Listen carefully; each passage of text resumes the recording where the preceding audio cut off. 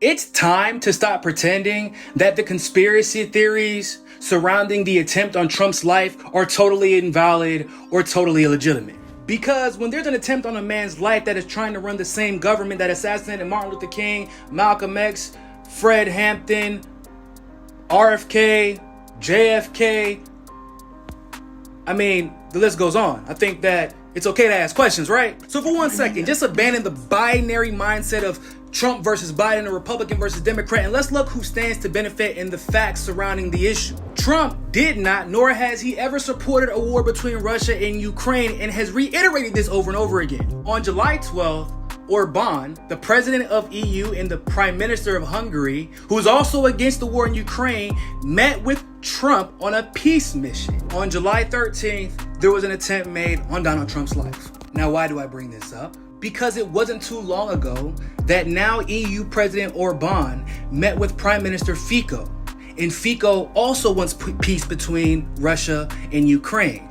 Shortly after that meeting, Fico had an attempt on his life once he became prime minister. Now, some of you all might not remember, but it wasn't that long ago that Project Veritas exposed a Blackrock recruiter who said that Blackrock is making tons of money off of the war in Ukraine due to the instability and the investments they have there. But maybe you didn't know, around that same time it was announced that JP Morgan and Blackrock have almost $1 billion in capital invested in the reconstruction of Ukraine. It was reported that a Ukraine reconstruction bank is being set up in Kiev with the help of BlackRock and JP Morgan that has at least $500 million in committed capital and could be ready to launch in 5 or 6 months with close to $1 billion.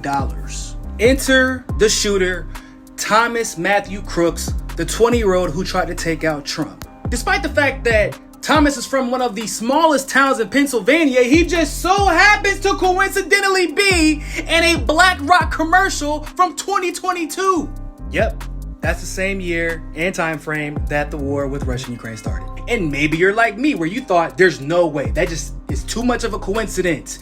Except for BlackRock comes out today and admits it's him and pulls their ad off of all their sites. So if you couple everything we know about BlackRock plus the fact that we know Trump wants nothing to do with helping Ukraine more than we already have, plus the fact that this guy and others warned about the shooter and the police and the Secret Service and their snipers did nothing, this breaking news from NBC that spot on the roof was a known vulnerability and had been accounted for the day before the rally, and the snipers actually had the green light to take out the shooter without any permission, or the fact that taking out Trump on Saturday, right before the Republican convention on Monday, would mean Nikki Haley, probably the most pro-war hawk when it comes to Russia and Ukraine, would end up being the nominee versus Joe Biden. Or the simple fact that the US government is known to take out anybody or anyone who stands in between them,